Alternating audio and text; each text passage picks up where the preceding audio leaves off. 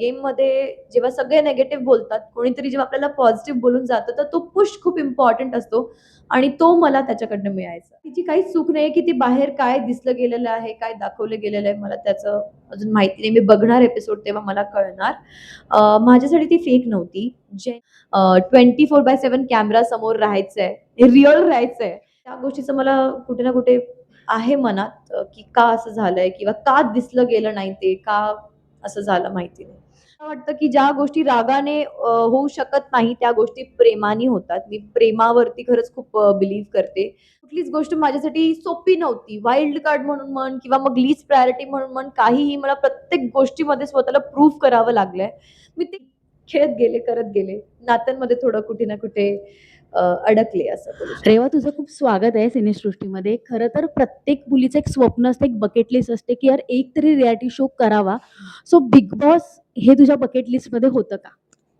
अ, खरं सांगायचं झालं तर कधीच नव्हता. कुठलाच रियालिटी शो नव्हता. कारण माझी मतं वेगळी होती रियालिटी शोला घेऊन. डेफिनेटली बिग बॉस खूपच मोठा प्लॅटफॉर्म आहे. ती तर गोष्ट होतीच. पण मला खरंच माझी शुअरिटी नव्हती, की मी हे करू शकणार की नाही. कारण 24/7 कॅमेरा समोर राहायचंय, रिअल राहायचंय. तर तो थोडा होतं त्यामध्ये. पण फायनली मी केलंय आणि मी खरंच खूप खुश आहे. अ, अगोदर मी चुकीची होते, की मला असं वाटायचं. पण आता मी नक्कीच बोलणार, की सगळ्यांनी करायलाच हवं. खरं तर बिग बॉसच्या शोमध्ये जाण्याचा निर्णय कसा घेतला आणि ते पण तू वाईल्ड कार्ड गेली. जेव्हा गेली तेव्हा असं वाटलं होतं, की यार मी ह्या घरामध्ये डे 1 पासून जायला पाहिजे होतं का? हो, नक्कीच.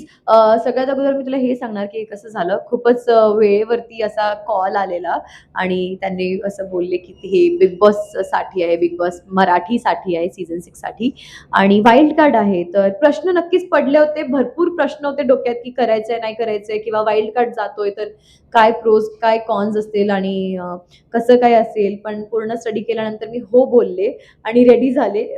भरपूर गोष्टी होत्या डोक्यात, पण गेल्यानंतर असं झालं, की अरे, मी का नाही आले इथे पहिले किंवा का असं नाही झालं, की मला डे 1 पासून इथे राहायचं होतं.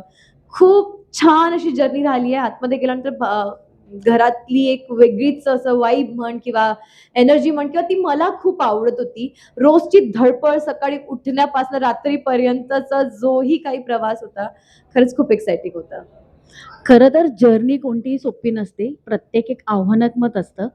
तुला त्या घरामध्ये कोणतं असं कोणती गोष्ट की तुला चॅलेंजिंग वाटली, की यार हे माझ्यासाठी खूप चॅलेंजिंग आहे? चॅलेंजिंग ॲज सच असं बिग बॉस म्हणजेच खूप मोठं चॅलेंज आहे खरं तर. प्रत्येकच चॅलेंज मला घ्यायला आवडलं होतं. पण चॅलेंजिंग माझ्यासाठी सगळ्यात जास्त तेव्हा झालं जेव्हा माझीच नाती पुढे माझ्या उभी राहिली आणि अ, मला बोलावं लागलं अगेन्स्टमध्ये. तर ते एक चॅलेंजिंग होतं. त्याच्याशिवाय व्यतिरिक्त खूप मस्त राहिलंय सगळं आणि असं चॅलेंजिंग ॲज सच मला तेवढं नाही वाटलं. बाकी खेळत गेले, करत गेले. नात्यांमध्ये थोडं कुठे ना कुठे अडकले असं बोलू शकते. आणि कॅप्टन होण्याचा जो बहुमान मिळाला, तेव्हा काय वाटलं होतं, की भाई आता मी या घराची कॅप्टन आहे. मी सगळ्यांना सांगणार आहे, की कोणती ड्युटी करायची, कसं वागायचंय. पण तुला असं वाटलं होतं, की यार ही माझी कॅप्टन्सी खूप लोकं हलक्यात घेतील किंवा माझ्या एवढ्या मनावर नाही घेणार. पण तुझ्या कॅप्टन्सीमध्ये जेवढं हवं होतं तेवढं काही झालेलं नाहीये. म्हणजे भांडण म्हण किंवा काही गोष्टी. सो तू कसं बघत होतीस कॅप्टन झाल्यावर स्वतःला? सगळ्यात अगोदर तर कॅप्टन्सी मिळाली होती मला आणि मी त्याच्यासाठी खूप मेहनत केली होती. खूप जास्ती जेव्हा मी झाले होते कॅप्टन माझ्यासाठी ती सगळ्यात मोठी गोष्ट होती. कारण माझ्या बहिणी जेव्हा त्या येऊन गेल्या त्या मला बोलल्या, की "आम्हाला तुला कॅप्टन बघायचं, नेक्स्ट कॅप्टन तूच असायला पाहिजे." तर ती गोष्ट डोक्यामध्ये होती आणि खूप त्यासाठी खूप मेहनत केली होती मी. मला कुठलीच गोष्ट प्लेटमध्ये सर्व्ह नव्हती झाली. कुठलीच गोष्ट माझ्यासाठी सोपी नव्हती. वाईल्ड कार्ड म्हणून म्हण किंवा मग लीस्ट प्रायोरिटी म्हणून म्हण, काहीही मला प्रत्येक गोष्टीमध्ये स्वतःला प्रूव्ह करावं लागलंय. मी ते केलंय. मी कॅप्टन्सी मिळवली. त्यानंतर लोकं अगेन्स्टमध्ये होतेच. त्यांना खराब करायच्याच होत्या काही गोष्टी. पण मला वाटतं, की ज्या गोष्टी रागाने होऊ शकत नाही, त्या गोष्टी प्रेमाने होतात. मी प्रेमावरती खरंच खूप बिलीव्ह करते. थोडं मी सॉफ्टली बोलायचा प्रयत्न करते. एखादी गोष्ट वरचढ होऊन बोलण्यापेक्षा थोड्या प्रेमाने बोलण्यामध्ये मी बिलीव्ह करते. आणि कॅप्टन म्हणजेच खूप मोठी रिस्पॉन्सिबिलिटी होती मोर दॅन एनिथिंग. कारण पूर्ण घर सुरळीत चाललं पाहिजे, कामं व्यवस्थित झाली पाहिजे, कोणी झोपत तर नाहीये, कुकडूकू तर नाही वाजतंय ना, इतक्या सगळ्या गोष्टी होत्या. तर कॅप्टन म्हणजे फक्त साधी गोष्ट नव्हती, खूप रिस्पॉन्सिबिलिटीज होत्या आणि मी खरंच खूप चांगल्या परीने पार पाडल्यात. कारण मी याच्या अगोदरचे कॅप्टन्सीज जेव्हा बघत होते, तेव्हा दिसत होतं की ते नव्हते करू शकत किंवा त्यांना त्रास किती झालेला, लोकं कसे त्यांच्या अगेन्स्टमध्ये गेलेले. भरपूर काही गोष्टी मी माझ्या कॅप्टन्सीमध्ये पूर्ण दिल्या. माझं स्वतःचं मला नी इंजुरी झालेली कॅप्टन्सीमध्ये. भरपूर ब्रुजेस आले होते. कारण त्या लागल्यानंतरही गुडघ्याला त्यावरच मी खेळत राहिली 4 बॅक टू बॅक राउंड्स आणि खूप डिफिकल्ट होतं. पायामध्ये त्रास असताना पूर्ण दिवसभर घरात फिरत राहायची. लोकं कमी उरलेली होती. त्यामध्ये बघायचं होतं कोणी झोपत तर नाहीये ना आणि माहिती आहे किती तास आम्हाला जागा ठेवायची मला याची आयडिया नाहीये. पण तेवढ्या वेळेमध्ये पूर्ण बघत राहायचं की कोणीतरी एखादी प्लेटही एक्स्ट्रा तर नाही ठेवली आहे ना. मग मग छोट्या-छोट्या गोष्टी बघायचं होतं की कामं व्यवस्थित होत आहेत का? वॉशरूम क्लीन होतंय का? घर क्लीन होतंय का? कुठे कोणाला काय प्रॉब्लेम होतोय? छोट्या-छोट्या गोष्टी होत्या आणि मी खरंच खूप चांगल्यापणाने पार पाडल्यात. त्या कॅप्टन्सीमध्ये मला हे ऐकायला आलं की मी दिसलेली नाहीये किंवा दाखवलं नाही गेलंय. पण का नाही दाखवलं गेलं मला नाही माहिती. कदाचित मी भांडणामध्ये त्या सॉर्ट करायचा ॲज अ कॅप्टन तुमचा ही रिस्पॉन्सिबिलिटी असते, की घरामध्ये वादविवाद पण नको जास्ती. तेही प्रयत्न मी माझ्या परीने पूर्ण केले. तर मला वाटत नाही, की ती काही वाईट गोष्ट आहे. ती चांगली गोष्ट आहे, की घरामध्ये शांतता पण होती. तर ही कॅप्टनसाठी चांगलीच गोष्ट आहे. कामं सगळे करत होते, ऐकत होते, ही चांगलीच गोष्ट आहे. यामध्ये कॅप्टन्सी वाया नाही गेली आहे. या कॅप्टन्सीला दाद द्यायला हवी होती. पण मला काहीच पॉवर मिळाली नाही ॲज अ कॅप्टन. माझी कॅप्टन्सी ही लवकर संपवण्यात आली. तर त्या गोष्टीचं मला कुठे ना कुठे आहे मनात की का असं झालंय किंवा का दिसलं गेलं नाही ते, का असं झालं माहिती नाही. खरं तर प्रत्येक जण म्हणत असतो, की घरामध्ये नाती, खोटारडेपणा हे चालूच असतं. तन्वी सगळ्यांना हेच नेहमी बोलत असते, की हा असा, ती तशी, ही खोटारडी, ही फेक वागते.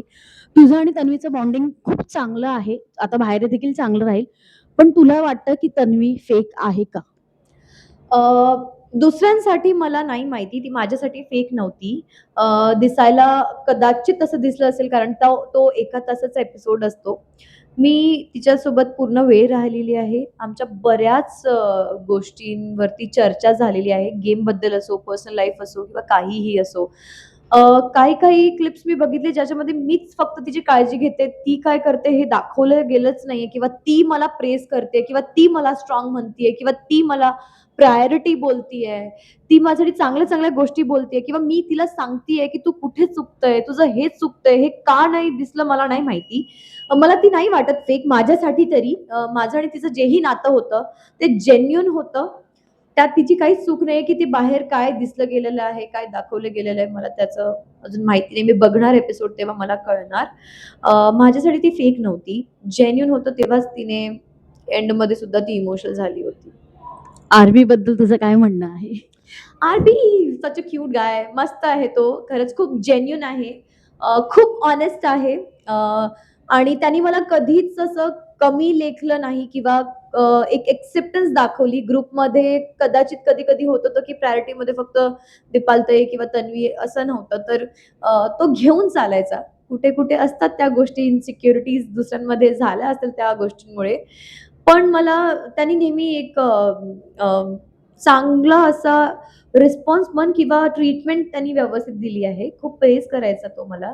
अ, कुठल्याही बाबतीत असो, एक समंजसपणा म्हणू किंवा एक सेन्सिबिलिटी म्हण किंवा इंटेलेक्चुअल म्हण, असे खूप कॉम्प्लिमेंट्स त्यांनी मला दिले, जे गरजेचे होते. गेममध्ये जेव्हा सगळे निगेटिव्ह बोलतात, कोणीतरी जेव्हा आपल्याला पॉझिटिव्ह बोलून जातं, तर तो पुश खूप इम्पोर्टंट असतो आणि तो मला त्याच्याकडनं मिळायचा. फक्त एक नाव ट्रॉफी कोणाच्या हातात बघायची. फक्त एक नाव. एक नाव खूप कठीण आहे. म्हणजे 2 नाव आहेत माझ्याकडे आर्वी आणि तन्वी. पण जर तसं असेल तर फक्त तन्वी नाव घेणार. खूप मेहनत केली आहे तिने आणि तिला ती जिद्द आहे. ती जिद्दा जिद्द जिद्द जिद्द जिद्दी. जिद्द. ती जिद्द आहे तिच्यामध्ये आणि ते दिसते मला. तर तिला भेटली तर खरंच खूप खुश होणार. आणि तुझ्या ऑडियन्सला तुला काय सांगायला आवडेल? माझ्या ऑडियन्सला खूप सारं प्रेम, मी अर्ध्या सीझन मधून नंतर आली होती आणि तरी सुद्धा एवढं प्रेम मला मिळालंय.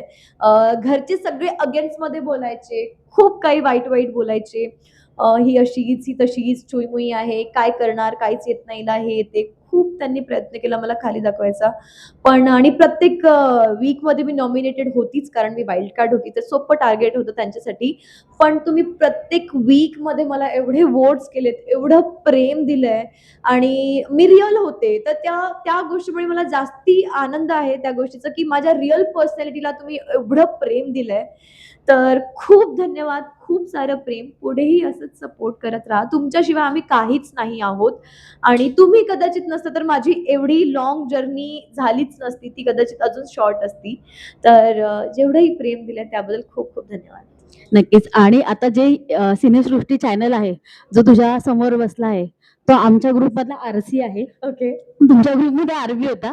सो जो आमचा आरसी आहे तो पण आम्हाला असंच खूप हेल्पफुल करतो. तुला ओके. ह्याच्यासाठी काहीतरी 2 शब्द बोलायचे आहेत का आमच्या आरसीसाठी?